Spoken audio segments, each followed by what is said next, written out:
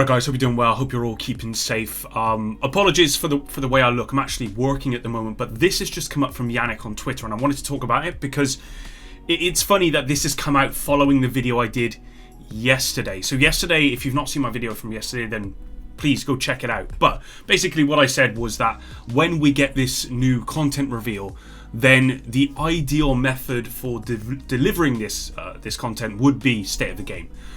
It's something that I personally loved. It was something that I always used to love coming home to on a Wednesday and checking it out and seeing what the devs were going to talk about. Even when we had State of the Games where they basically said nothing, even those State of the Games I just felt were really good. And State of the Game has been synonymous with this franchise, and no other studio really does it. And it's something I really miss for personal reasons. And I did do a poll yesterday as well, and the majority of you guys agreed that State of the Game would be the best way to deliver this new content.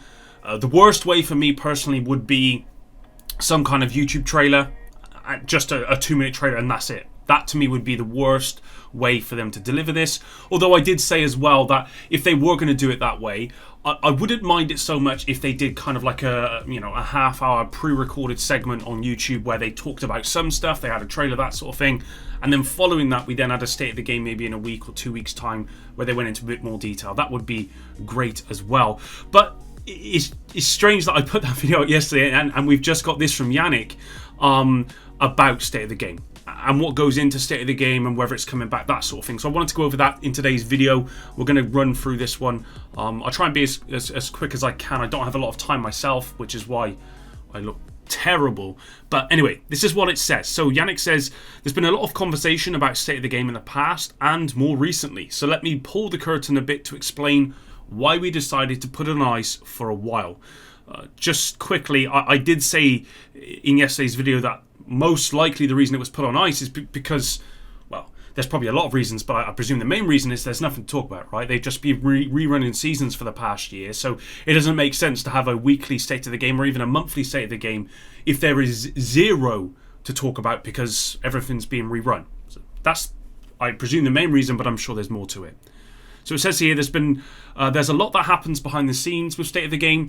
I know it probably often seems improvised, and while there is always a degree of improvisation, there's a significant amount of preparation work behind every show. We have an editorial strategy that maps out the main topics of each State of the Game over a certain period of time. The streaming setup needs to be in place and ready. The assets need to be prepared in the right format and stored at the right place. This part about the main topics of each State of the Game over a certain period of time, yeah, we know this for sure because I remember a few State of the Games where they've given us graphics to show what the next kind of 4 State of the Games are going to contain, what we should expect to see in those. So that makes sense, and I mean I think this is to be expected, right? I mean, we know that they do improvise, which is good. Which is good to have that as part of State of the Game. Just this kind of formal reading off a script isn't always great in a live, but it isn't great in a live stream. You need to have that improvisation because you're going to have people who send messages in where they respond and that sort of thing, and I think that makes it what it is. Some of the information needs to be gathered in advance. For example, it can take days to put together. There's the preparation of the guests if they're not already experienced. We do a dry run for each show to make sure everyone is familiar with the content. Everything needs to be put in a run of a show that will be shared with our communication and marketing partners for validation. Sometimes it takes several iterations before we reach an agreement. So this is almost kind of like the red tape, right? This is the stuff that none of us guys see, and this is one of the reasons why I said that I don't think we should receive a trailer for this new content, and if we are, it should be a very short one. And the reason being is that, you know, if I was to make a trailer or someone else in this community was to make a trailer, then it might take a week, right? It might even take less than a week. Depends how much time you put into it to make. But then we can just post it on YouTube and it's there, right? But when it comes to big businesses like this, it has to go through all of this red tape, and a trailer for the Division 2 might take a couple of weeks to go through that process. It actually would probably take more than that. It'd probably take more than a month to go through that process, and that's a lot of manpower and a lot of time that could be spent on actually making content, or, you know, making sure the content they're bringing out is in a good way for release. And I'd rather the developers take that time and put it there than bring out some hype trailer. So this, again, makes sense. It's not a lot of people don't see this stuff, but it is there. The bottom line is that it takes more than a couple of devs spontaneously grabbing their webcam and chatting about anything. All of it takes time and people who can invest a major part of their working hours into championing this. Totally agree. Then, state of the game is a bit of a double-edged sword. It's great when we have many things to talk about, but when we hit a quiet period, it becomes harder to produce a weekly show with meaningful content. We all have opinions on whether or not these empty state of the games are valuable. So, for me personally, just for selfish reasons, they're valuable every single week. Not because they give me stuff every single week for the game, but just, I don't know, it's just something I've always really looked forward to. With that said, I've always said that maybe like a bi-weekly show would be better. There was a thing a while ago where they talked about maybe putting out articles instead, or in those kind of quiet periods. And again, that's going to be all right as well. But I completely understand the argument where people say, well, there's no point in having the state of the game this week because there's nothing to talk about. And I get that. But for selfish reasons, I've always liked them every single week. And I don't think there's any value to having them every single week when there's nothing to talk about in terms of the game. But there's value for me personally. So that's just a selfish perspective. When we created State of the Game, our intention was to have a regular rendezvous between devs and community.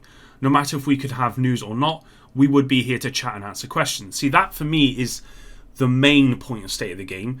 And I guess the title State of the Game maybe doesn't do it justice, because they're not always going to be talking about that. But that's the main point for me, is that people can fire questions and they can answer them to the best of their ability. And I think that back and forth is what State of the Game is all about, and is why a weekly show felt good to me. We don't only show up to build hype, we also here during the hard times.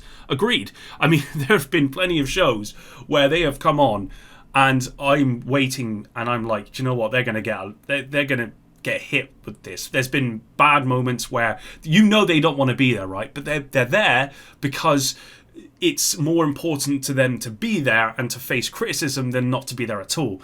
And you've got to applaud them for that, because that takes a lot. That does take a lot. And there's been times where I'm sure they've muted the comments and that sort of stuff, and I don't blame them for half the time, because it can be quite toxic in those comments, in those live streams. But fair play to them, because they are there even during the hard times. But no matter how much we tell ourselves it's important, at a human level, it's never easy to come onto a show knowing you're going to frustrate part of the audience. Sure, chat only represents a portion of the viewers, but we still come out of those questioning ourselves. And you're right, the chat only does represent a portion of the viewers. I would say that for the most part it represents the hardcore audience, because the casual audience generally aren't interested in how many decimal places are on this percentage and that sort of stuff, whereas the hardcore audience are, and it's the hardcore audience that are normally in those chats talking about stuff. And I was part of that audience. I wouldn't say I'm part of that audience anymore, just because I've kind of stepped back a little bit from the game over the last kind of year, and I don't play it as much as I used to. Obviously, I'm kind of waiting for the new content. But there was a time where I'd be nitpicking over everything, and I'm sure as developers, you are going to question yourselves when you make these changes and people come out saying they're wrong, or this was wrong, or that was wrong. Because I've worked in customer service before. I still work in customer service, and you don't really get compliments very often. And if you do, it's something to be celebrated. But what you will get a lot of is people complaining, and that's just part of it. It's just part of the job. You got to expect that. I remember when I worked at a gym, and we had like a compliment box and a complaint box. And there was literally never any compliments in those boxes. That's not to say that you're doing a bad job. It's just that people generally don't give good feedback. The only time they give feedback is when it's bad. That's just human nature.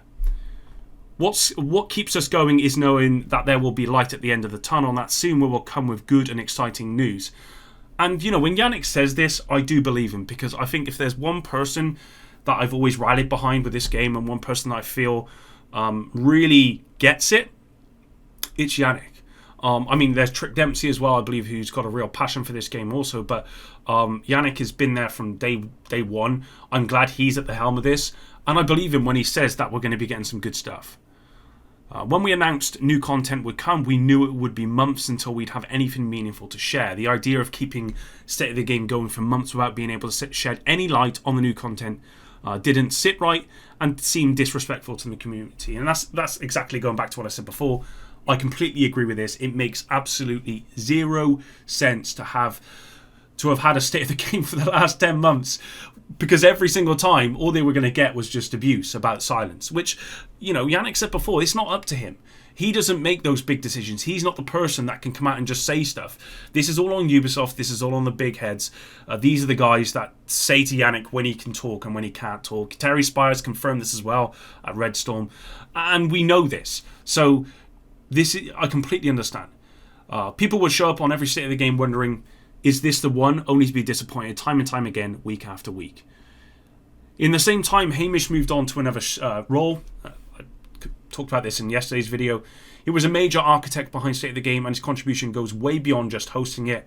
Johan also decided to move on, and he was the one taking care of the content. So, yeah, the two big people involved, especially Hamish, involved in State of the Game and making it happen and rallying behind it every single week, have gone. And it's not going to be easy to replace people like that.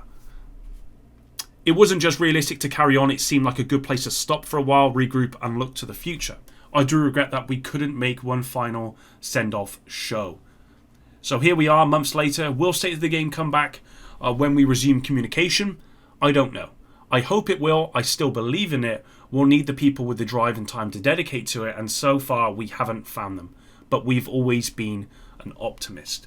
So there you go. At this point, we still don't know if State of the Game is coming back. I really hope they find the people required to make State of the Game happen for this new content. Because as I said, I really feel as though, even if it's just the one show for this new content, I really feel as though State of the Game would be the best way to deliver the more kind of personal, to deliver the more kind of, what's the word? To deliver the fine details of the new content.